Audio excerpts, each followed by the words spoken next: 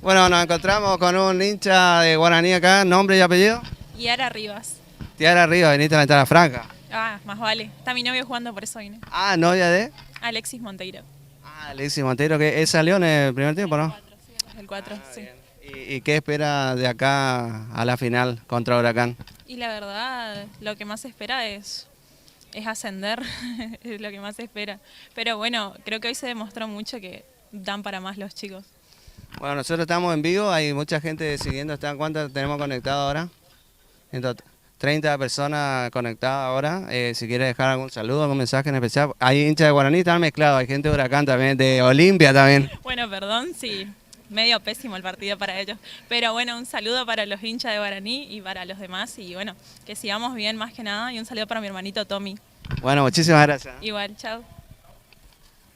Bueno, entonces nosotros acá nos despedimos. Señora, ¿una nota?